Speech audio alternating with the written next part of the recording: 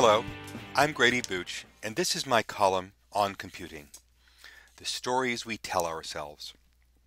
Think back to that tragic scene near the end of James Cameron's Titanic when, after the ship is sunk, Rose clings to some flotsam. Her lover, Jack, tries to hang on, only to slip away as hypothermia overcomes him. From a cinematic perspective, Cameron's storytelling skills were particularly powerful. You could almost feel the frigid water enfold you, and you could easily project yourself into the fierce and intimate solitude of the moment. From an astrophysics perspective, however, that scene was all wrong. When he first saw the movie, Neil deGrasse Tyson noticed that the stars in the background were out of place. Even worse, as he went on to observe, they were sloppily rendered, with the right side of the star field projected as a mirror image of the left. For Tyson, this was a fundamental error of astrophysical fact, made further egregious because this error was in such stark contrast to Cameron's usually obsessive attention to detail. Calling Cameron to task for his imprecision, Tyson pointed out that we knew the exact date and time, as well as the latitude and longitude of RMS Titanic at its demise, and therefore could, to a high degree of accuracy, specify what the night sky would have looked like. For almost a decade, Tyson chided Cameron for his inattention. When the 3D remake of Titanic was being developed, he finally got through to the director.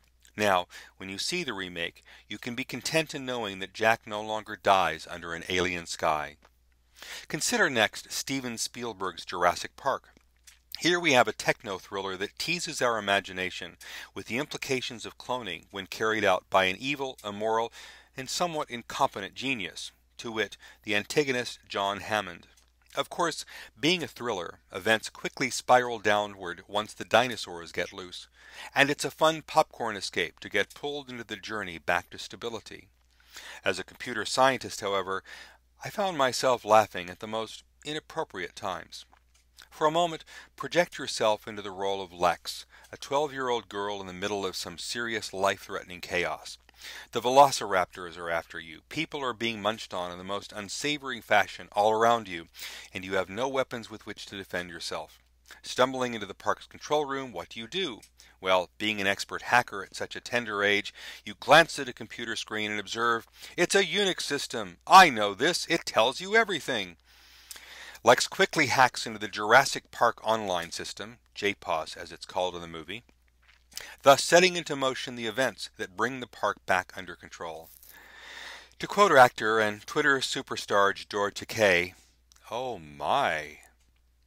Storytelling involves weaving abstractions about fundamental truths regarding the world and the human experience to entertain and educate. It's the very nature of storytelling to take artistic liberties with reality, as long as doing so advances the story. However, when it comes to movies and television, producers and directors often make computing technology look like it's so far divorced from reality that it's all magic. It doesn't have to be that way. I respect Tyson's campaign to get Cameron to render the night sky in Titanic properly. His rant was a little bit prickly, but nonetheless, the change that he brought about added a satisfying flourish to an already interesting story. However, when it comes to the profoundly strange ways in which computing is rendered in the media, it would take a legion of Tyson equivalents to bring about some degree of sanity to the entertainment world's portrayal of hardware and software. Consider another Spielberg movie, Minority Report, starring Tom Cruise. Here we have a great example of user interface porn. This is what future human computing looks like to a great filmmaker.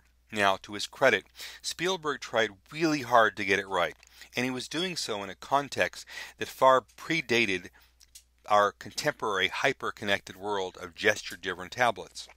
He assembled a stellar team of futurists, including Jaron Lanier and John Underkofer, to propose the interface that Cruise, in the role of Captain John Anderton, would use to investigate pre-crimes.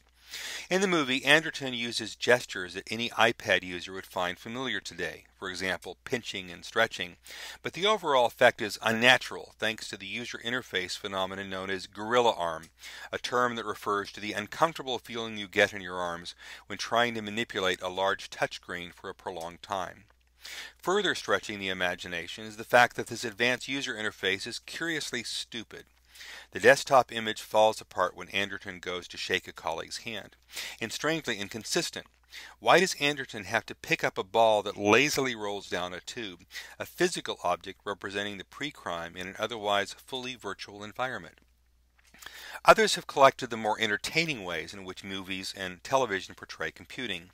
The 25 most interesting things that you learn about computers in the movie has been circulating on the intertubes for years.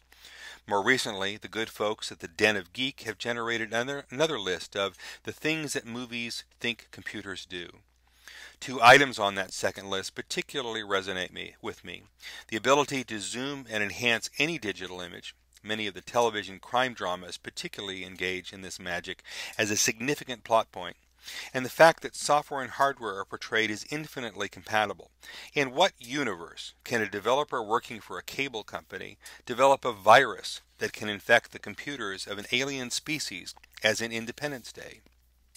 James Cameron has done a wonderful job of cataloging the use of computing hardware in movies and television on his site, Starring the Computer. If you investigate the history of computers in the movies, you'll find that the IBM AN/FSQ-7 looms large in the early history of sci-fi making.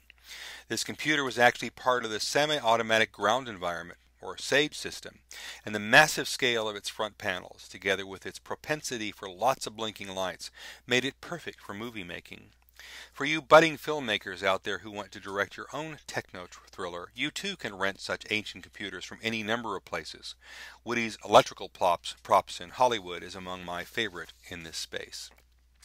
When it comes to software in the movies, we run into some fundamental problems. Unlike hardware, which blinks, buzzes, and sometimes conveniently blows up in the most spectacular fashion, software is not particularly photogenic.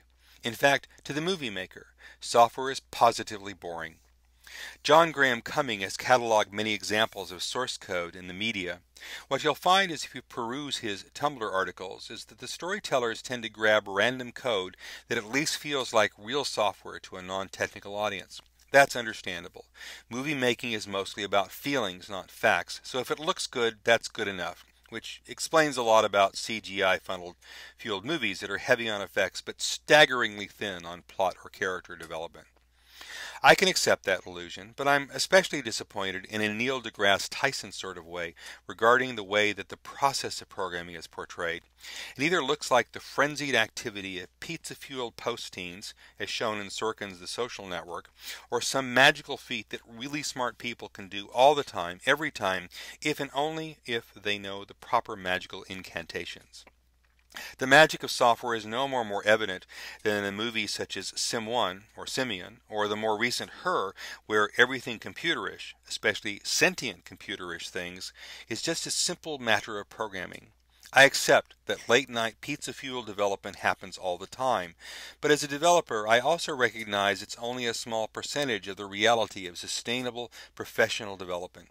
Innovative ideas indeed often spring from the solitary work of a small group of programmers, but turning those ideas into industrial-strength systems involves a lot of boring yet essential blocking and tackling. Furthermore, as insiders, we know that software-intensive systems aren't magic and that everyone can learn those incantations.